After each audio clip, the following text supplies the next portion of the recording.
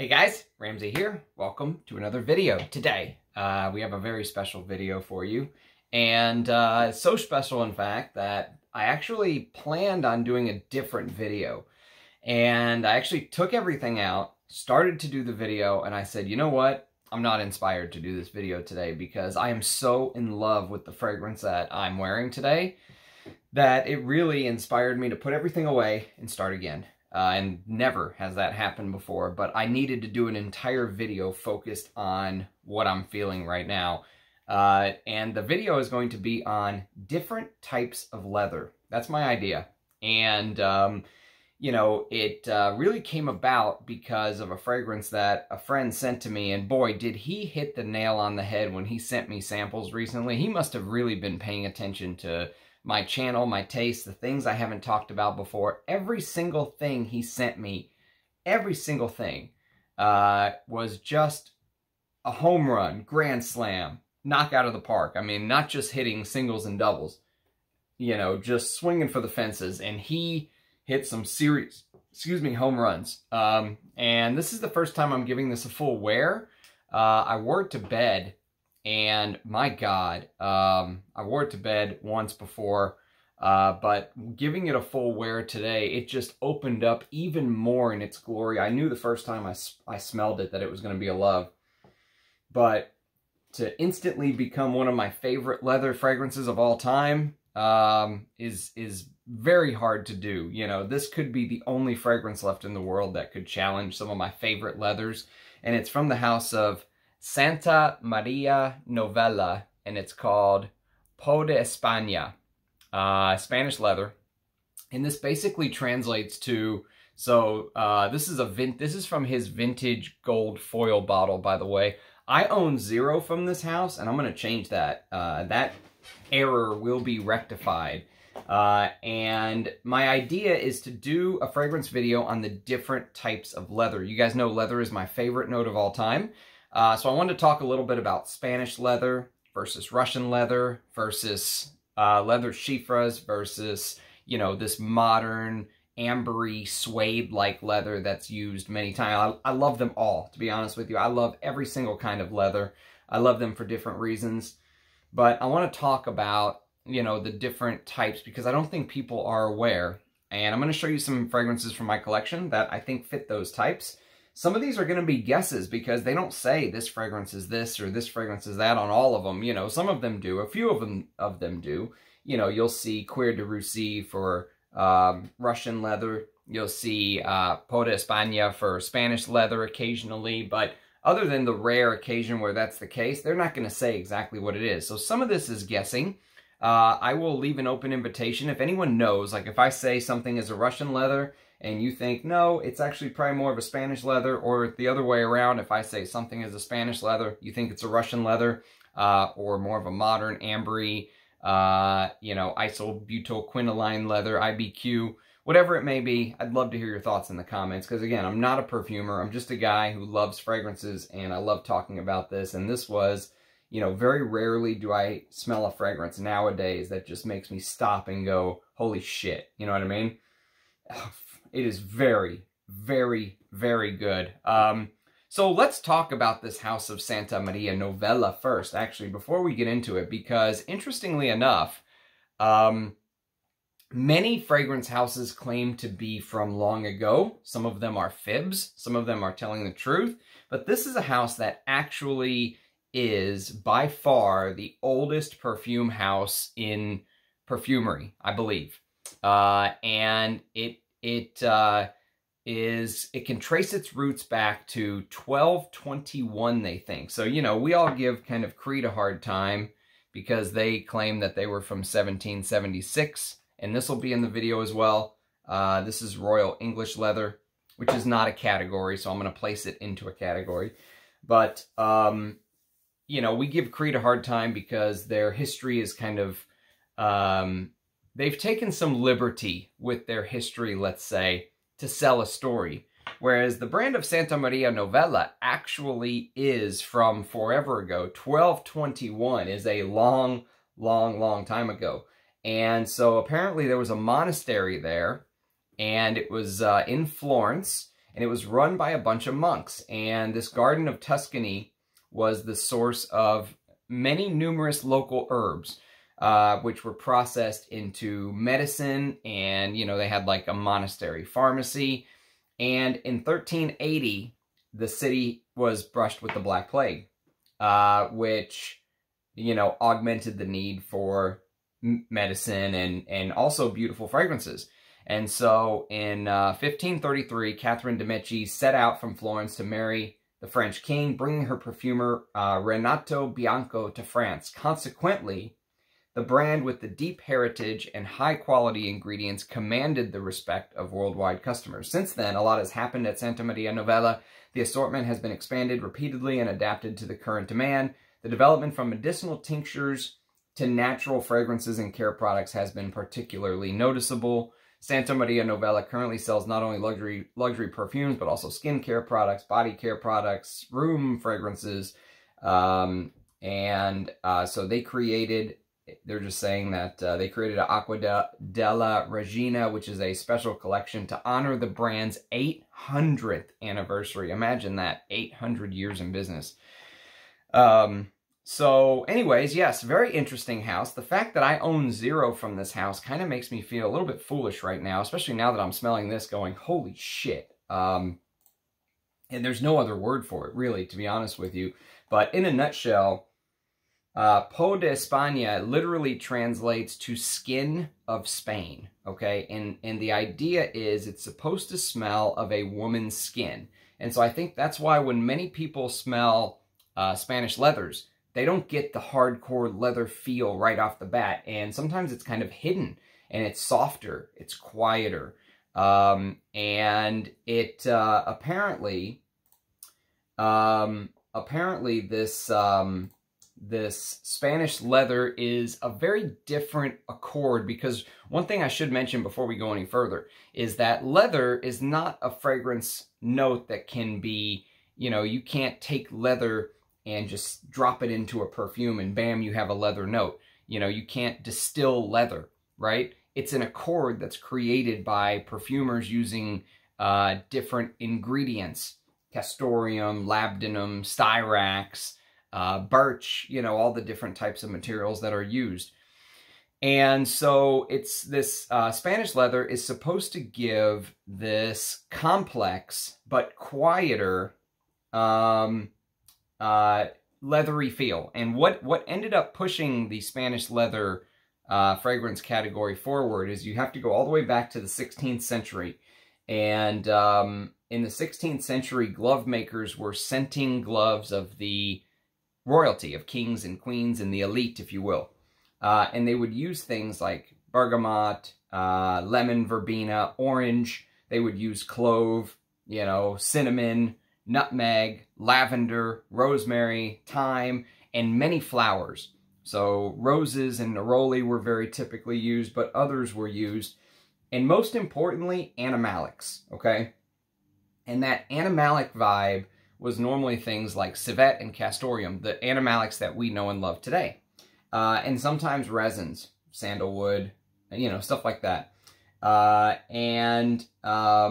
Then often some sort of soapy or clean musk is what they would use, okay? And in Spanish leather, apparently, one of the most important notes was Styrax. So Styrax was a very important note to use.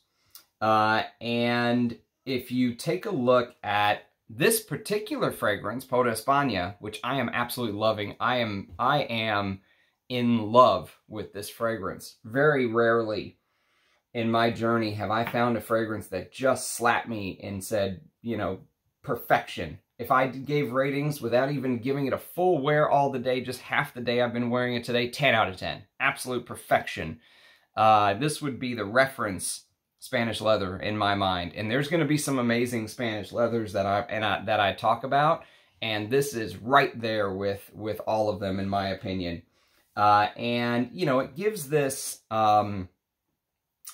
whenever you first spray it, you're going to get this like classical, citrusy, somewhat smoky, somewhat green, hay, tobacco vibes with this extremely strong animalic base.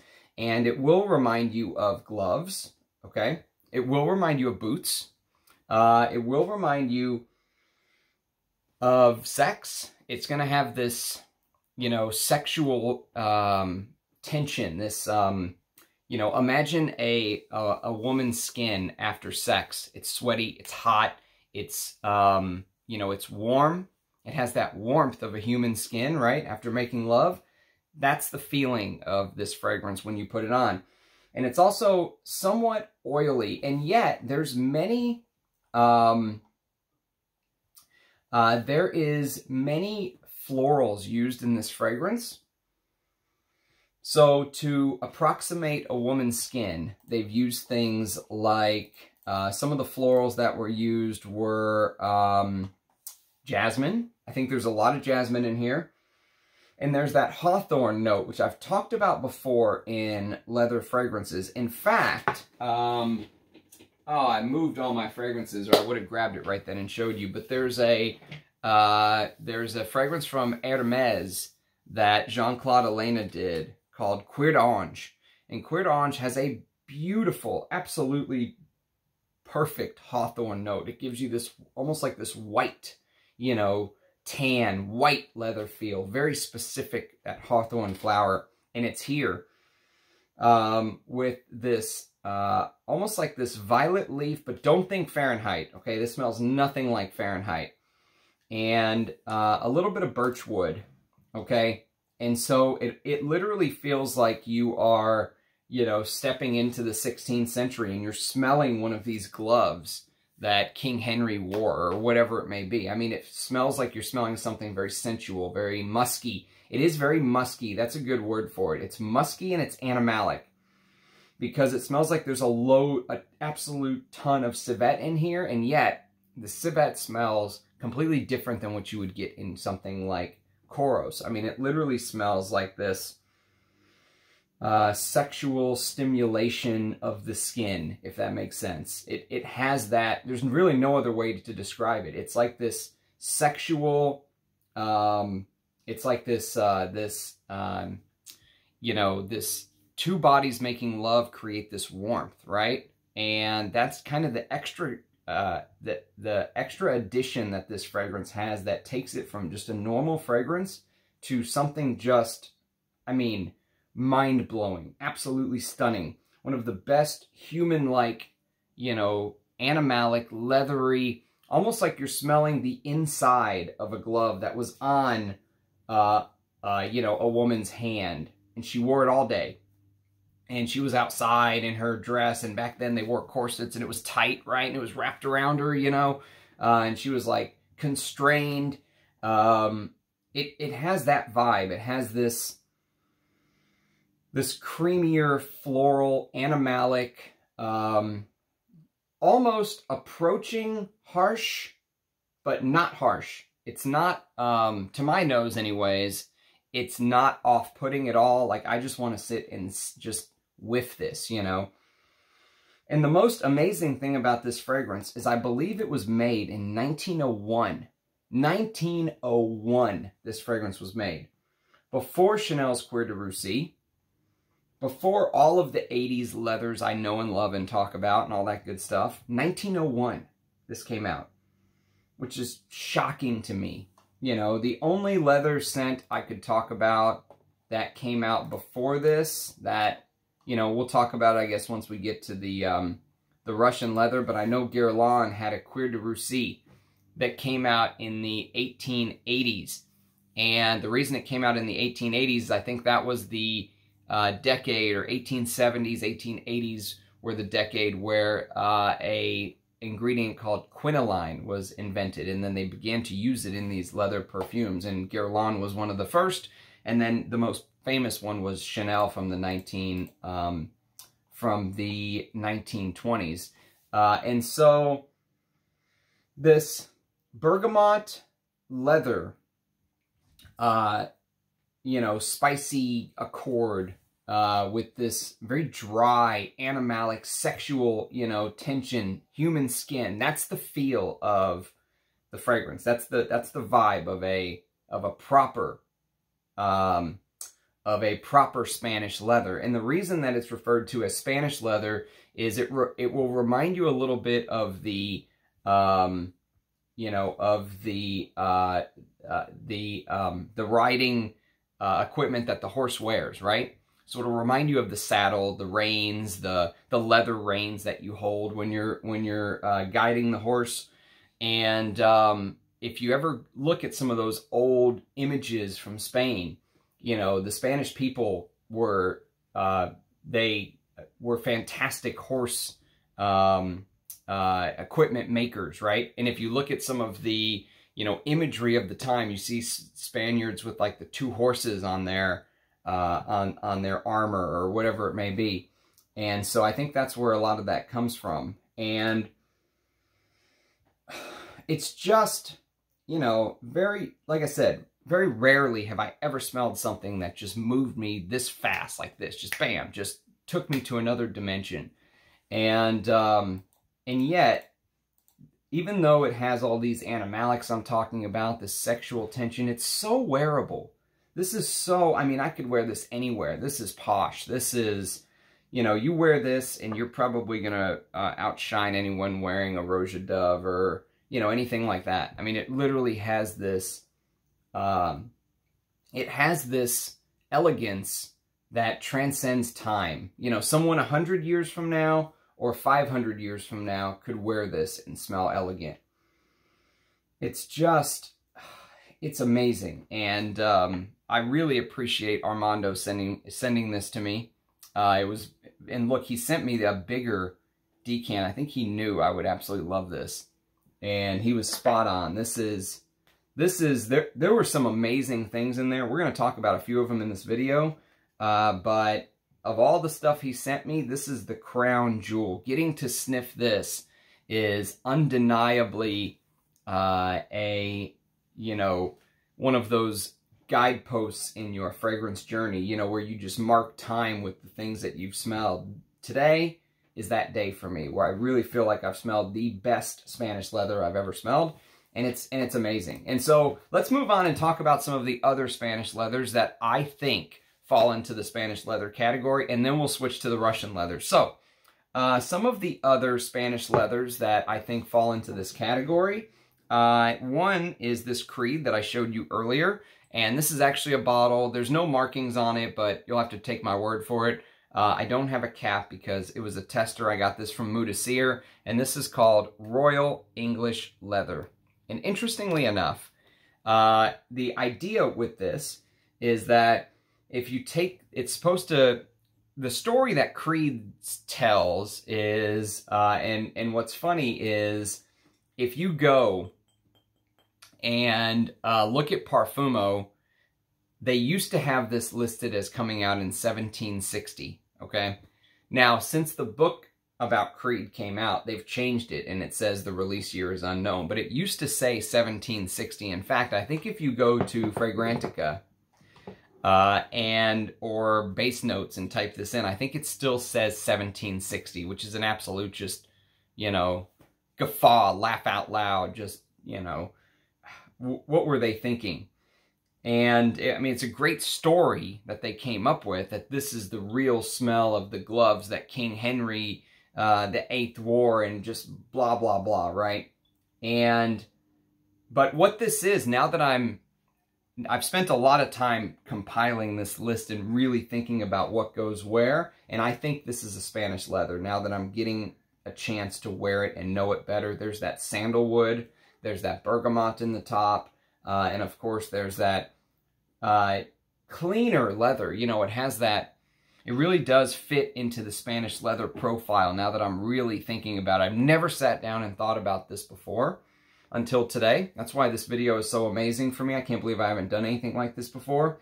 But I'm thinking Royal English Leather, which is unfortunately discontinued, is a Spanish leather. Now, between the two, this is to my taste much more. However, if you smell this and you say, man, the civet, the animalics is just too much for me, I need something cleaner and easier to wear, in comes Creed, because this is like a grab and spray. I think it does lean masculine. It's targeted towards men. I think it does lean masculine. And it has that creamy, smooth Creed sandalwood that they used to do, and what smells like ambergris and ambergris in the base. I don't think there is any, but it smells like that. Just the sandalwood they used to create has that sparkly ambergris-like vibe. And so this is hard to find, Royal English leather, but if you're really into your leathers like I am, and you smell this and go, man, this is too hard to wear, try to see if you can find a bottle of this, Royal English leather. From 1760. But no, seriously, that was probably made in 1970s, I would guess. Okay, and then probably the most popular Spanish leather that most people will know is this. This is Knize Ten. And Knize Ten was created by the great Francois Coty, not the brand, the actual man, the perfumer Francois Coty created this, along with Vincent Robert, who is also one of the great old-timey perfumers. And when you smell this, I think it will make more sense that it is a Spanish leather, because that leather note doesn't come out and hit you right away. It's kind of in the background, you know what I mean? You smell a lot of other things. You smell the citruses, the rosemary, you smell the cloves, the iris. Iris is big in this one. Actually, it's very iris forward, at least in this iteration. I get lots of iris. I get that purple color when I smell this. Cinnamon, sandalwood. It's got that old world luxury vibe to it. Ambergris in the dry down. Musk and vanilla. Castoreum. And then that leather accord in the base. And it smells very unique. And I do really like it. I would love to smell, this is a modern bottle. I would love to smell the vintage bottle where the writing is all on the inside of the circle. But maybe one day I'll get a chance to do that. But there is a flanker of Knize Ten. So Knize Ten came out in 1925. So look at the years we're talking about. 1901, 1925. Okay, we're going back in time here. But then in the year 2000, for the turn of the millennia, they released this. This is Knize Ten Golden Edition. I only have a decant, and I wore it just the other day as my scent of the day, and I loved it, okay? Absolutely loved it. And whenever I smelled this for the very first time today, it was very familiar, and I could not for the life of me put my finger on what is the fragrance that this is reminding me of. What is it? And I thought and thought and thought, and finally it hit me. It's Knize Ten Golden Edition. These two are brothers. They're 100 years apart almost. 1901, 2000. These two are brothers. And this is probably, as far as proper Spanish leather goes, this is probably one that you should buy. I mean, in its modern form. And I don't think this is a vintage. I think this is a modern, you know, Knize Ten Golden Edition. At least I think it's still available for purchase. I don't know for sure. But it just seems... It seems like it's less about the iris and that purple color. That ionones really come to mind when I smell Knize Ten. You know, that orangey iris, which I love. And it really comes to the forefront here. Whereas here, it really feels like it highlights the animalic aspects of the Spanish leather that come through in the Santa Maria Novella. So, as you can see, I don't have full bottles of two of my favorites. However, this is full bottle worthy, and I promise you, I will be looking for full bottles of these. I'd love to find vintage bottles. This vintage gold foil label is on my list. Okay, next. Next, we're going to go to another fragrance that was sent to me. And this is a guess, okay? I'm guessing. And I'm guessing here because of the fact that it's got this Styrax Neroli combo with the leather. So I'm guessing this is a Spanish leather, but I don't know for sure. I don't know where you would classify this. And there's not always going to be a direct classification, but again, this is just a guess. This is Cuir Styrax from Prada. And this is kind of this soapy, soapy, musky frankincense with leather and Styrax. And Styrax can sometimes come across smelling almost like you're smelling this, resinousy vanilla, okay? So it's got this tree resiny incense, sometimes somewhat leathery, but almost like this burnt, woody, you know, sweet amber. Yeah, I mean, it is absolutely amazing, and I think that Styrax used to be used as an antiseptic back in the day. Don't quote me on that, but I think I remember reading that somewhere. And, you know, it really blends with that leathery, woody smokiness beautifully. It blends different than birch. Birch is what you're going to see a lot in the Russian leather. And so Styrax blends different. Yeah,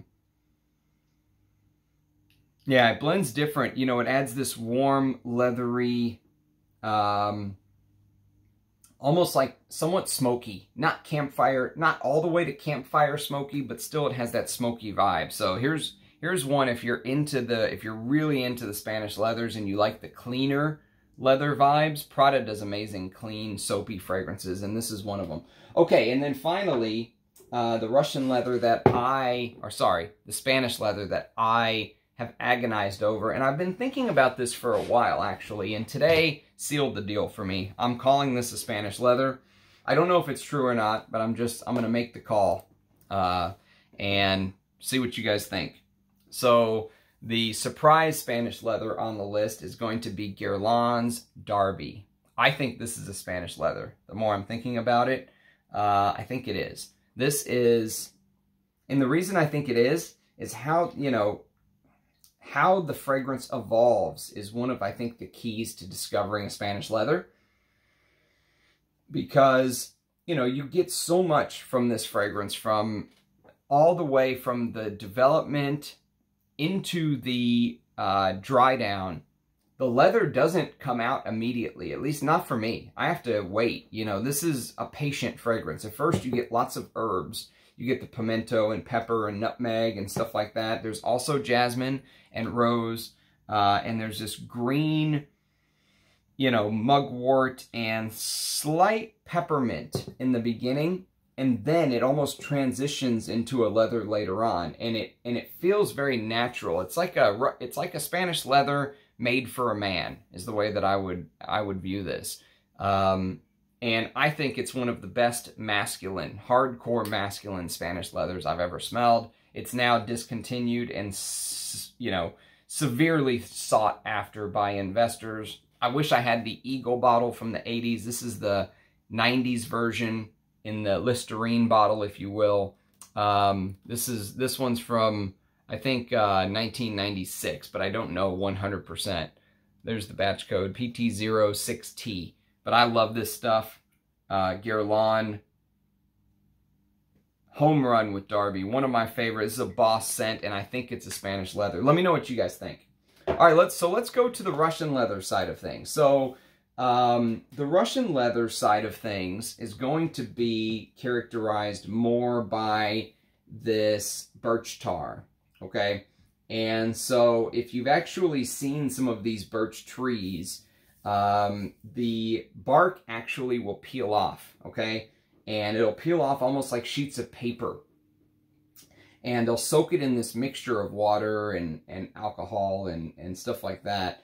And the birch oil can be used to repeatedly tan these skins, if you will, these leather skins.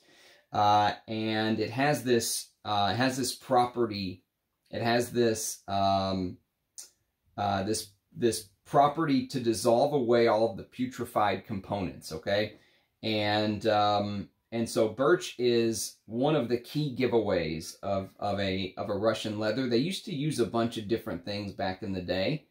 But, you know, nowadays, obviously, they're not using what the Russian army used in the 1800s or whatever it may be. And that's actually how Russian leathers got so popular, is that the Russian army was using these tricks, if you will, to cure their leather. And word ended up moving through Europe to Paris, where it ended up becoming very popular. And then the big Paris brands like Guerlain, Chanel started releasing these Russian leathers. But they used to use crazy things like, for example, seal oil, animal fat, whale oil, which they're not going to obviously be used now, but they used it to kind of soften the leather and give it a very distinct smell. And the birch oil was actually one of the final steps of being treated. And so I would guess that, you know, I would guess that the Russian leather sense, the way that I would be able to describe it would be something like, it would give you this, you know, old book. It would give you this, you know, luggage, this this glove, this purse type vibe, especially horses. I get a hard horse association with Russian leathers. If you've heard me describe the most famous Russian leather of all, Cuir de Russie by Chanel, I always describe it the same way because I can't think of any other way to describe it. Imagine that you're Anastasia, okay, at the end of the Tsar Empire in Russia, before they were hunted down and executed. And imagine you're at this giant ball in Moscow. The most beautiful chandeliers are hanging from the ceilings. There's more food than anyone could ever want, while the rest of the Russian people are starving, of course. And, you know, it's just glitz and glamour and parties and alcohol. But you go outside, you don't go outside to your car, right, at the turn of the 20th century. You go outside to your buggy, right? And so imagine you're in the most beautiful fur with jewels and, you know, just adorned in jewelry. You're the Farina, or whatever they would call them. Farina, I guess that's a real thing. But then you go outside to your buggy and you get that animalic horse vibe, right? And even though this smell is quite mellow and warm, I would call it very soothing to me. This is a very grounding type scent. You know, it definitely has that, you're in a horse stable, there's that animalic, unwashed horse vibe to it. And the most amazing part about Chanel's Cuir de Russie, and this is an EDT bottle from the 1980s, by the way, is that the most amazing part about Chanel's Cuir de Russie is how Chanel somehow managed to have this animalic horse vibe that we're talking about, and yet have something so posh, you know, so Chanel, so, you know, the aldehydic opening with the iris, carnation, you know, it's just the leather in the base. You know, I have no idea how they managed to walk this line between this animalic, proper Russian leather and this posh Chanel vibe. And, you know, I think Chanel had Coco Chanel had a affair with a high-level Russian, I don't know what you would even call, I don't know what the title would be for him. But it's, you know, she had this affair with him, and so she was immersed in the Russian culture.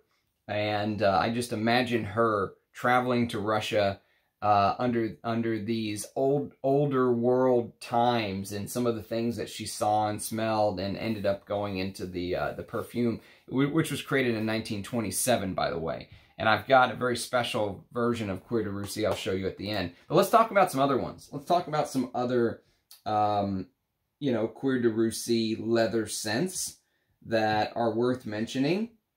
And so one of them is going to be this little bad boy. And there's no information on it. In fact, I got this for $10. The person sold it to me. I don't think he knew what he had. I think his aunt died or something, and I got this and another amazing cheapie. which are not cheapies, but I got them both for cheap. And this is called Oro Russian Leather II. So when it's right there on the bottle, you can't really make a mistake. This is clearly a Russian leather. It smells like it's got that birch. You know, birch adds that extra smoke vibe to it. And, you know, this definitely has that. I think this is an amazing fragrance. And it's made by Cosmetico, Long Beach, California, 90806. My guess is this was sometime in the 70s, but I really don't know. But I do know that if you're a fan of Russian leathers, outside of the obvious ones like Chanel, you have to sniff this. I mean, if you can find this for cheap, get it. I don't know if there's a difference between Russian Leather 1 and Russian Leather 2. All I know is I absolutely love it. And sometimes you'll find these bottles pop up for very, very cheap. So something to keep your eyes peeled on. Okay, next, we're going to go to one of the other older fragrance houses, which dates back to 1709. And this is a legit 1709, not like some brands. And so this is a house of Farina. The house of Farina. And this is called Kölnisch Juchten. And Kölnisch Juchten is their version of a Russian leather. And this is a fragrance that is a great example of a smoky, birch tar heavy Russian leather. There's this animalic note of costus in here.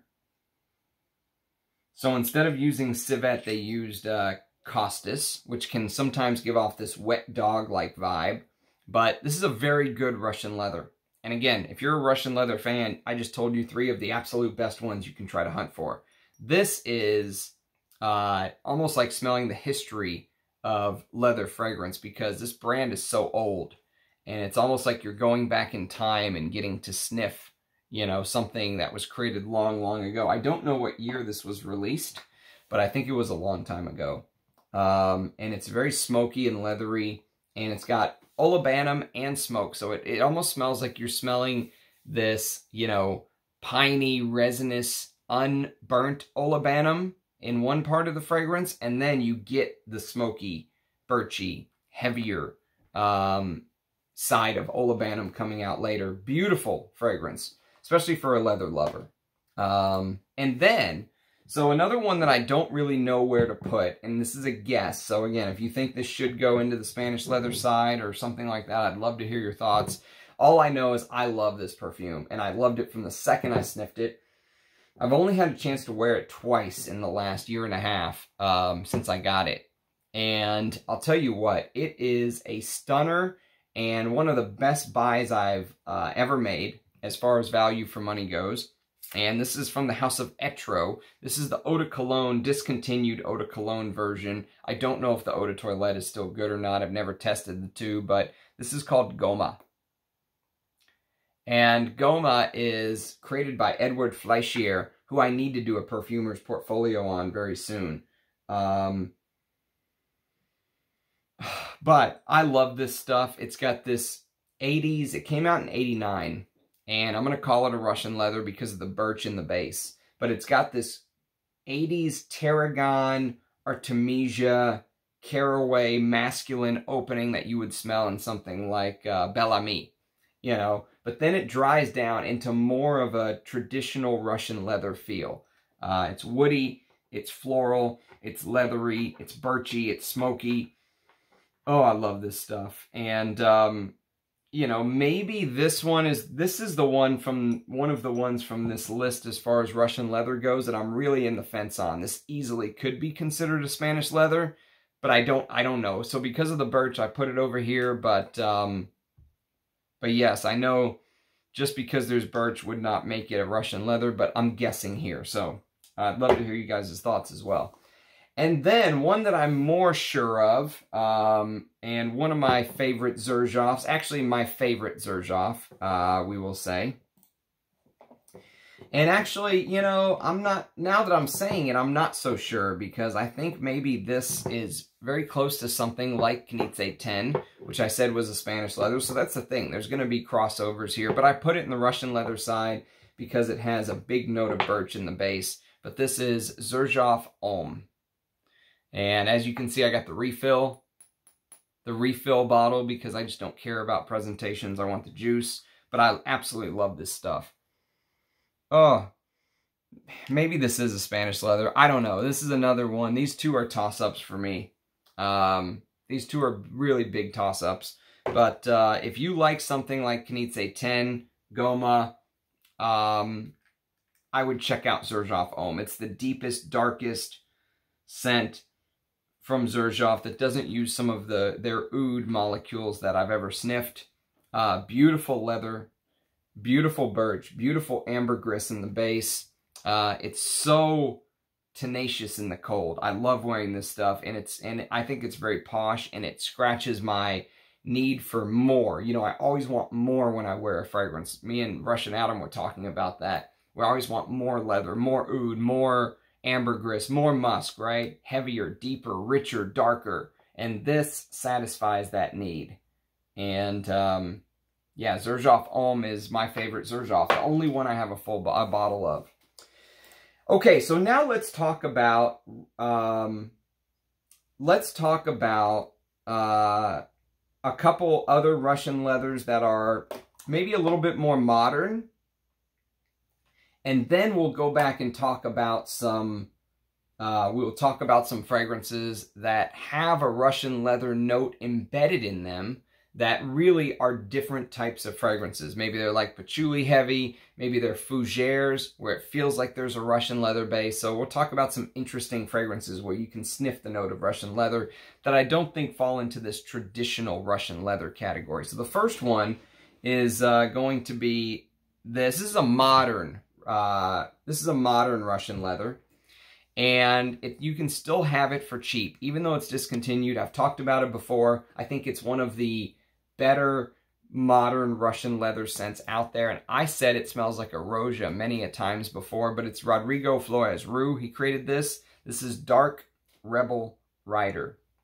So with the leather jacket, saffron aldehydes in the top with that citron fruit, which we've talked about before recently. Beautiful iris and violet, labdanum, you know, resins like benzoin, Somalian frankincense, Tolu balsam, osmanthus absolute, and then you get the Russian leather in the base. But it is softened with this cacao absolute, and the cacao makes it very modern. You know, it doesn't smell like a vintage Russian leather at all. It smells like a very modern take on a Russian leather. But if you can get this 125 ml bottle, if you can get this for, you know, 60 bucks nowadays, 70 bucks, it's discontinued, but bottles are still floating around. Go for it. You know, this may not be a popular style of fragrance nowadays, but for a connoisseur, for a collector, this is a very interesting modern fragrance. And then I want to talk about a very expensive take on a Russian leather, and it is a Roja. And this one's called Great Britain. Now, beautiful presentation. I mean, Roja's presentation with the lacquered boxes are pretty badass, but the fragrance is extremely expensive. It's a $2,000 perfume, which is nuts. Do not pay that, you know. If you can find it for half price like I did, maybe go for it, but you really have to know you love this style. And it really does smell like a Russian leather with a crap ton of ambergris in the base and this beautiful irisy carrot seed, ambrette. You know, lots of ambrette in here, lots of high-quality florals, May rose, jasmine from grass, all that stuff, violet, the usual stuff Roja does. And it is beautiful. I mean, you know, if you're a fan of Russian leathers, you can't go wrong here, and I'm pretty sure this is a Russian leather. I'm pretty positive this one's a Russian leather. I have a couple others that I'm not as sure on. So one of them is this little bad boy. It's called Cuir Kennage by Dior. And I've talked about this one before too. This is a big-time floral take on a Russian leather. You can see I've got a full 10 ml decant here, thanks to Moudessir. I love this stuff. If you do not want to drop the dough on Great Britain, go for Cuir Kennage. They're very close to each other. In fact, both of these fragrances, now that I'm thinking about it, are very close to a famous Russian leather fragrance by the house of Caron called Tabak Blonde, which is discontinued, long discontinued. And it was like a leathery, carnation, irisy, vetiver, vanilla, amber fragrance. And Cuir Kennage and even the Roja, which I think, I prefer the Roja over Cuir Kennage, but I think they're both kind of like this homage to Tabak Blonde. And you know Roja loves his discontinued vintage fragrances. He loves recreating them in the modern time and charging $2,000 for them. But this has this beautiful iris note with leather, orange blossom, rose, jasmine. Probably one of the best, you know, Dior Privé collection, whatever you want to call it. And, you know, this and another one we'll talk about later, I think, are two of Demachy's best from that Privé collection. I don't own a full bottle of that, but it is full bottle worthy. And if you want to go in a more modern direction, okay, and I'm going to include this here because I don't know where else to put it, and the fragrance reminds me a little bit of Roja's Great Britain and Cuir Kennage, which I think are Russian leathers. Is this. This is Cuir Ottoman from the house of Parfum d'Empire. And Cuir Ottoman is nowhere near as expensive as Great Britain. It's, you know, this is a 50 ml, and I think I paid just a little bit over $100 for this. It's iris and jasmine with labdanum, benzoin, leather, tolu balsam, tonka bean, vanilla, and frankincense. But it's a fantastic value for money. And if you're a leather lover, you have to sniff this. I would be shocked if you sniffed it and you did not enjoy it if you're a leather lover. Okay, so let's talk about a couple of the Russian leather notes that are inserted into fragrances of different categories, different genres, okay? So the first one might shock you a little bit because I consider this more of a patchouli, like a resinous patchouli with some iris and honey. Those are the big notes to me. But last time I wore it, this amazing Russian leather came out, and I wore it again, and it did it again. And so I'm thinking that just the first couple times I wore it, I didn't recognize the Russian leather note in the base. It just took me a couple wears. But this is Luciano Pavarotti, one of the greatest celebrity fragrances of all time, the great Pavarotti. And oh my God, you know, if you like fragrances like Givenchy Gentleman, if you like Marbert Man, if you like some of the other patchouli heavy fragrances like Giorgio for Men by Giorgio Beverly Hills, check this one out, okay? Because this has that honey forward patchouli heavy, you know, scent. It opens up with ivy, neroli, petitgrain, lemon, bergamot, and vervain. And it dries into this ambery honey, Papanax, Russian leather, tonka bean, and vanilla. And that Russian leather in the base, when it comes out, it is a stunner. I mean, the first time I noticed it, it took me by surprise. I was like, what the hell? Did I, like, put the wrong fragrance on? And then I wore it again, and it came out again. And so the Russian leather note in the base of Luciano Pavarotti might take you a couple times to wear it, but once you notice it, you'll never unnotice it. It's kind of one of those things. It's like knowledge. Once you learn something, you'll know it forever, you know? And then you have a responsibility once you know that knowledge. So the next one is a Chiffre that smells like a Fougère. It's like a Chiffre-Fougère combination, and it's called Bogart by the house of Jacques Bogart. And this is this green, spicy. It opens up smelling like Paco Rabanne Pour Homme, and it dries to something completely different. So the opening with that rosemary, nutmeg, you know, Fougère, you're going to think you're going to get like a barbershop Fougère like Paco Rabanne Pour Homme. But it doesn't dry that way. It does have the geranium and the lavender and all that stuff that will feel like it's taking you in that direction. and then it turns hard because you start getting birch and you start getting Russian leather. And so it's like this crazy blend of Chypre, Fougere, Russian leather. Fantastic fragrance, especially for 20 bucks. Don't bother with the fact that it's from 1975. Don't let that scare you. You know, I could wear this anywhere and think I would probably smell better than 99.9% of the blue, you know, metallic, modern crap men are wearing nowadays. Any man that's going to wear something that smells like pralines or, you know, something that's going to smell like hazelnut, I promise you, I will kill them with Bogart from the house of Jacques Bogart from 1975. Okay, next is, this is a proper fougere. In my mind, there's no doubt about it. It is a take on the fern. You know, what a fern would smell like was the idea of a fougere.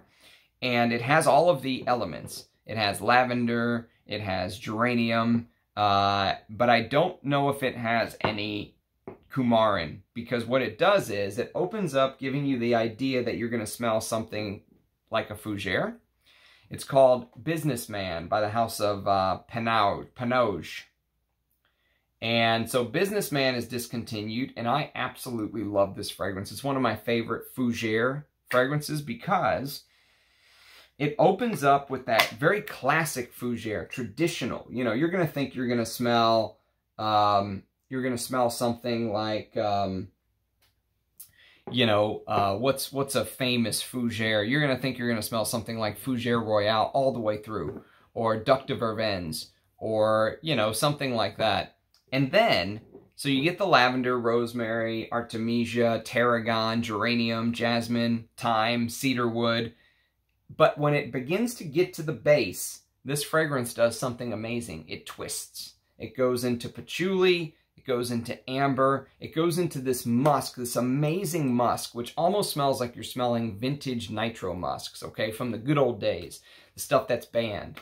And Russian leather in the base, okay? So think about this as a tale of two fragrances. The top is straight out and out fougere, fern. I mean, you know, Bon Monsieur from Rogue, just fougere, vintage from the 80s style. And then it dries down into a Russian leather. Absolutely, with a big, giant nitro musk hit. Insane masculine fragrance that, again, is going to blow 99.9% of the guys if they wear fragrances out of the water nowadays. If you wear this to work, I mean, forget about it. While everyone else is wearing Eros and Bleu de Chanel, and you're wearing this, I mean, you know, you're instantly fragrance boss in that office. Okay, so that is the Russian leather side of things. So let's talk about the third category, which I'm going to call the modern. Actually, before we do that, let's talk about one other category. I'm going to call this the leather Chypre category, because proper leather Chypres are kind of out of style nowadays, but I love them. Excuse me, it's one of my favorite categories of all time.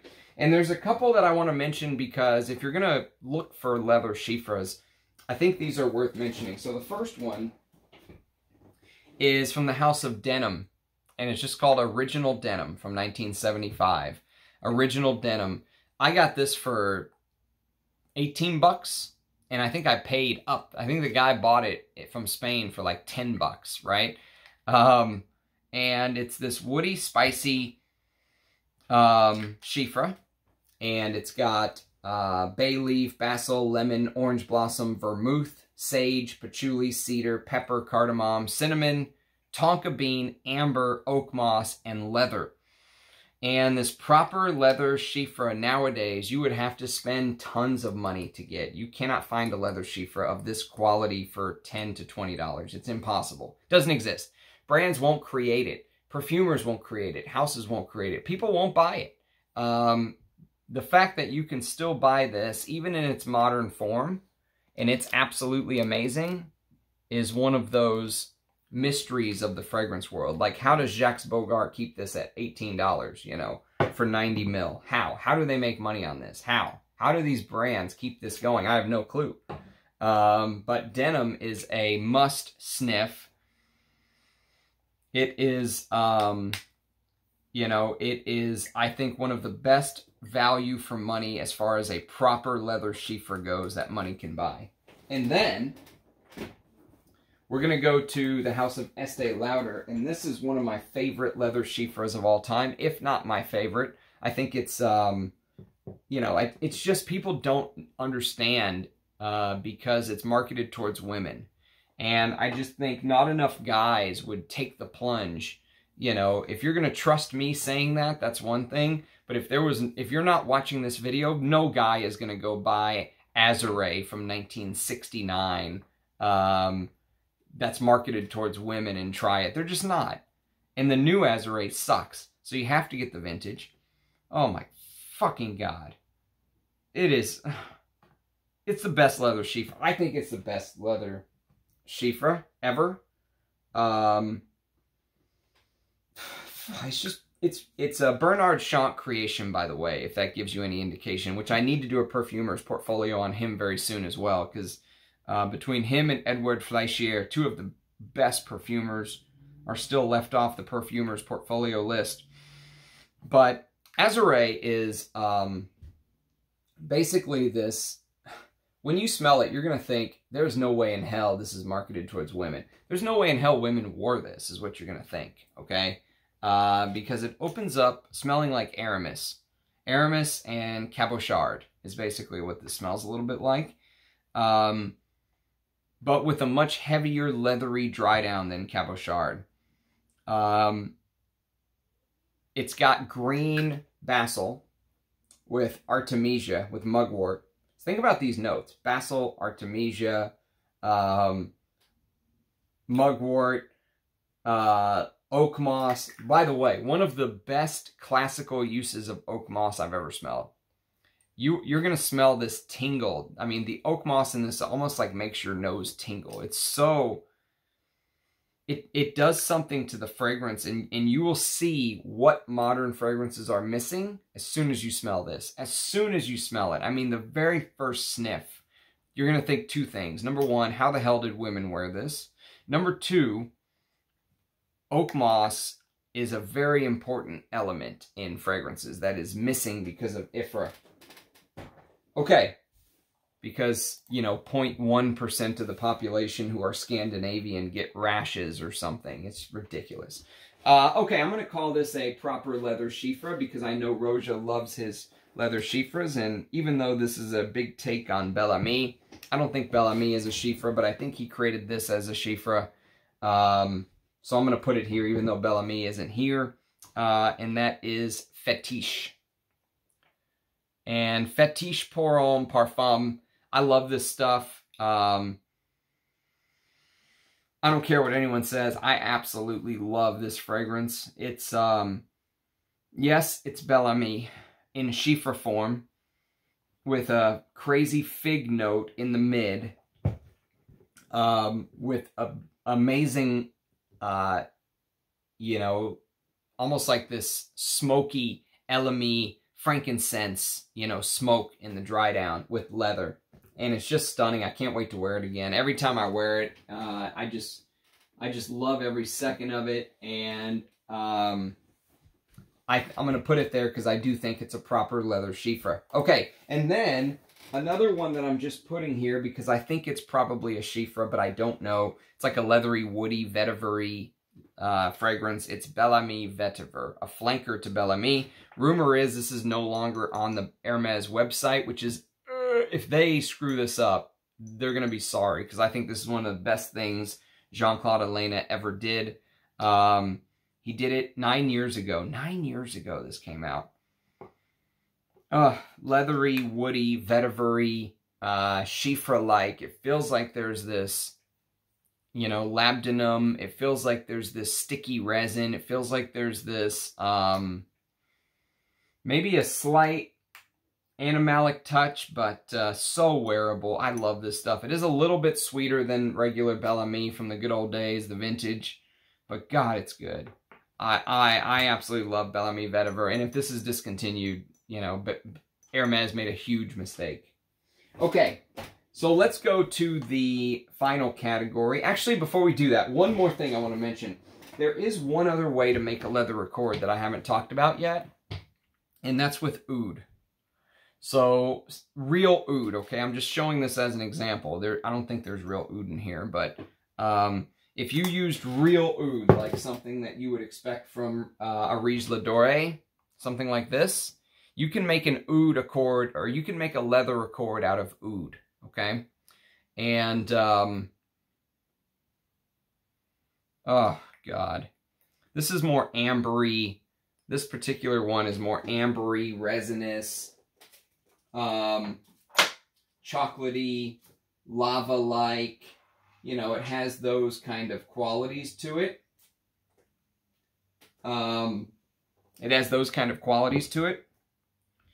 But you could use real oud to create a leather-like accord. And I didn't want to talk about it because oud is kind of like its own beast. It's its own thing, you know. But just keep that in mind. You could use oud to make leather. This is a great example of leather and oud, and it's beautiful. But I think it's kind of its own genre, so I'm going to leave those out.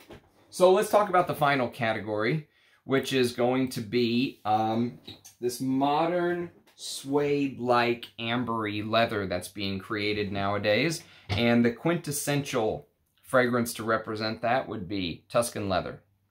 So Tuscan leather has this suede, leather, frankincense, saffron, raspberry. Oh, I love this scent. Bad boy in a pool hall, smoking, playing pool, smoking cigarettes, wearing his leather jacket. So good. I mean, and I probably wouldn't replace this because I think this is one of the best clones of all time, Etro Gomma. And since I do have a bottle of this, I'd probably just wear this. The raspberry feels a little bit more like berry. Feels like you're blending berries together here. Whereas here you get more of a distinct raspberry note. But damn, what a fragrance they created here. I mean, they hit Tuscan leather to the T, almost. So, Etro Gomma is an example of it, as is Tuscan leather. And then, I also wanted to mention this, since this falls into that leather category. I know I've mentioned it before, and it is the Ostrich Box, me lord. It's C by Clive Christian, which, if you like Tuscan leather, if you like that modern, ambery, leathery, this claims to have oud in it as well, okay? This claims to have oud as well. And they also use this tea note in here. There's no tea in Tuscan leather. There's this tea, mate tea thing going on. But it basically smells like Tuscan leather intense with a little bit of oud. But it's a damn good fragrance. So another reason I wouldn't buy Tuscan leather again. Let's talk about my favorite fragrance of all time. I've got 4 bottles of this, but I just decided to grab this one since I haven't shown it off in a while. Anything except for the new version, I would say I'd probably recommend. This is Bel Ami. So this is the first reformulation, and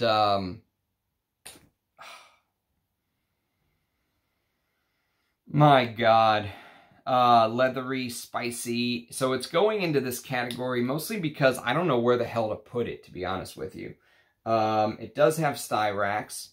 I don't think it's a Spanish leather because it's got tons of like cedar and orris and carnation and sage. And it's just kind of, you know, I'm just putting it in this modern leather category. It's got probably tons of quinoline, IBQ, isobutylquinoline, but I love it. It's my #1 scent on the top 100 countdown. And so, yes, I'm putting it in this modern leather category, which is probably where most of the 80s leathers I talk about kind of fall into. And then if you like that, though, you should check out Roja's Fetish I talked about earlier, and you should also check out this. This is Pure Distance M. I can't do a video on leather and not be thorough. I feel like I have to be thorough because not everyone watches all the videos. If someone watches this, I want them to get a fair representation, and Pure Distance M is just, I mean, my God, man. I can't believe this is discontinued. I cannot believe it. The leather note here is much more prominent. You know, if you really want your fragrance to focus on leather, you know, if you're going to buy like one of the modern niche versions of Bel Ami and you want it to focus on leather, get this. Your Pure Distance M. If you want it to focus on frankincense and smoke and stuff like that, get Fetish. But I love this stuff. I absolutely love it. And I mean, not that it matters, but last time when I wore it, I did get a compliment. I don't care about that, but I was a little shocked that I got a compliment, but I did. And then let's talk about this bad boy, because here's a modern leather no one gives very much props to. I'm calling this a modern leather because honestly I don't know where else the hell to put it. It's Fahrenheit. This is my 1996 bottle. And, yeah, it opens up with that violet leaf, of course, that everyone knows, that gasoline vibe, but it dries into a beautiful leather fragrance, and very few people talk about that.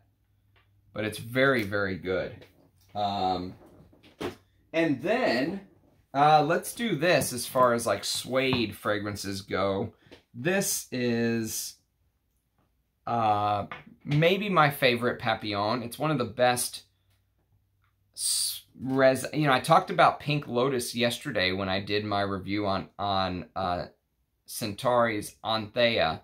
This is Anubis. This has a Pink Lotus note in it as well, but with Suede and Immortelle in the heat, the Egyptian jasmine comes to the forefront a little bit more, but there's frankincense and saffron, sandalwood, labdanum. Oh, but this modern suede-like leather, this is a great representation of that. And then, let's do Rien by Etat Libre Orange. So let's do Rien. Rien is a Antoine Lee creation. I absolutely love it. I wore it to bed last night. You know, I've got 4 spots on my arms. I wear one fragrance here, one fragrance here, one fragrance here, one fragrance here. So I can test a bunch of different things before bed that I usually would either only test on a strip or, you know, it's good to test them on skin. Refresh the old memory bank. And this, along with the Santa Maria Novella and the other Rien, which I'll talk about here in a minute, are 3 of the fragrances I wore to bed last night. And this leathery, oricey, patchouli, vetiver, oak moss, safraline thing. And safraline, by the way, gives off this saffron leather combo. This smells like a giant organic chemistry molecule. It smells like someone's like chemistry lab. And I absolutely love it. I think it's fantastic. Praise to Antoine Lee, man. I know he used a bunch of interesting things like frankincense or purr, patchouli or purr, vetiver or purr. I don't care. I mean, just what the creation itself, and this is a newer bottle. I mean, I'd love to smell one of the earlier bottles, but hell, you don't need it. This thing is a beast. Okay, so let's talk about a couple more, and then we will talk about one final category that I think is worth mentioning. So this next one is another example of kind of this modern suede-like leather. It's Salvatore Ferragamo Testa di Moro. You can see they tried to do the old, ooh, fancy leather on the front. This one I'm a little torn on. It's supposed to be incense and suede with Styrax. It's just not strong enough for me. Like, I want it to be stronger. Maybe as air gets in the bottle, it'll open up. But it's supposed to be saffron leather, dried fruits, frankincense, Styrax, sandalwood, mate tea, patchouli, pink pepper. It's okay. It's not bad. It's just I expected more from Salvatore Ferragamo's, like, high-end line, you know? And then I'll just show you this one since we're kind of on a roll here. I pulled a bunch of stuff out. If you like Bel Ami, check out Moschino Pour Homme. I'd love to know where you guys... Does anyone know where you would place fragrances like this? Like, what type of leather fragrance and what category would Bel Ami or Moschino Pour Homme fall into? Because I think they remind you of each other.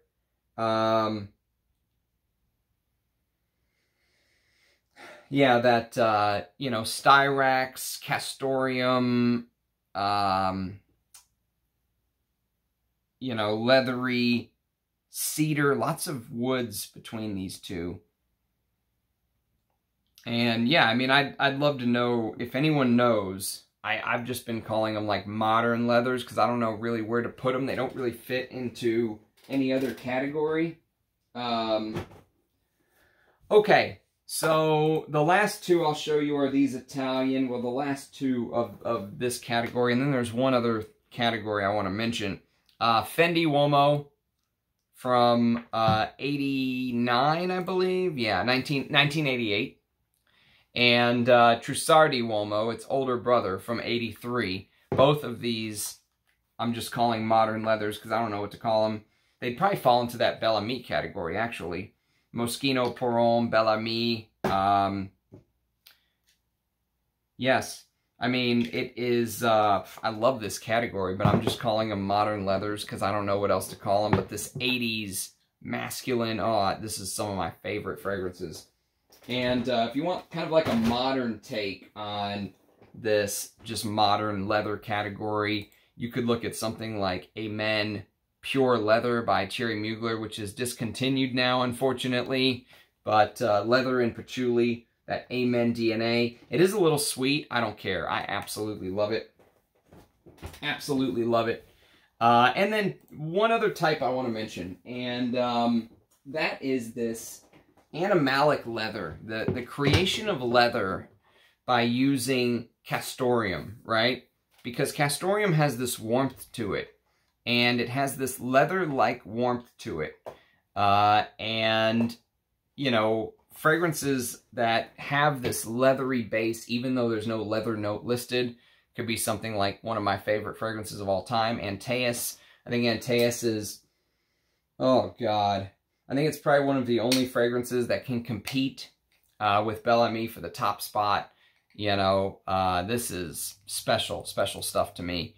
And then I tried this last night and I was shocked. I have a sample, I wore it, but for some reason last night this just clicked. I mean, it just went lights on. And I said, damn, that castoreum in this smells like a bit like Antaeus's castoreum. It's Rien Intense Incense. I just bought this off a friend. This is the big boy, the 100 ml. And this has this, man, it has this modern castoreum in it, which I absolutely love.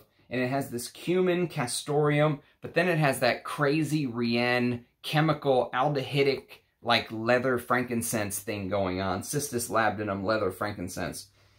It still smells like a chemical experiment. And yet, man, I don't know. I might say something outrageous right now, but I think I might like this even just a little bit more than Rien because it has that old school castoreum feel to it that helps create that leather note for a modern fragrance from 2014. Bravo to A Tête Libre d'Orange. So that's my leather list. We talked about Spanish leathers. There was one other fragrance I have to show you I was saving to the end because it is the leather fragrance from my collection right now because it's so rare and hard to find. This is the Eau de Cologne version of Chanel's Cuir de Russie.